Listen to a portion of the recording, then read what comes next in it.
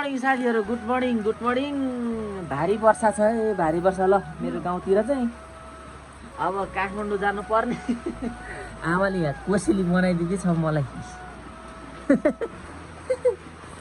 काठमाडौँ जानुपर्ने 20-21 गतेसम्म चाहिँ एकदम जरुरी काम नभइकन चाहिँ अब नहिँड्नु होला, बाटोमा अब पहिरो जान सक्छ, डुबान हुन सक्छ भनेको छ।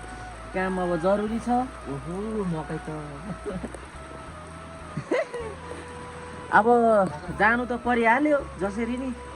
भोलिदेखिबाट काम छ, आफ्नो काम पनि गर्नै पर्यो, घरमा बसेर भएन होइन। दसैँ सिद्धिसक्यो, अब फेरि तिहार लाग्नु लागिसक्यो। अब 1 महिना त बाँकी, ल 1 महिना नि बाँकी छैन, फेरि आउनु परिहाल्छ।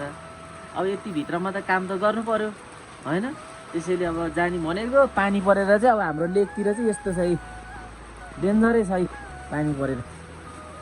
अब यस्तो पानीमा कसरी निस्किनु भइरहेछ। अब आमाले बाले अब भोलि मात्रै जानु भन्छ, के गर्नु, घरमा त बसिरहन मन लाग्दैन। अब घरमा बसेर भएन होइन आमा। हिँड्ने हो हिँड्ने, अब काठमाडौँ सरर पानी पऱ्यो नि परोस्, भित्नी हो जाने हो। ल साथीहरू, ल म चाहिँ काठमाडौँ आउँदैछु है।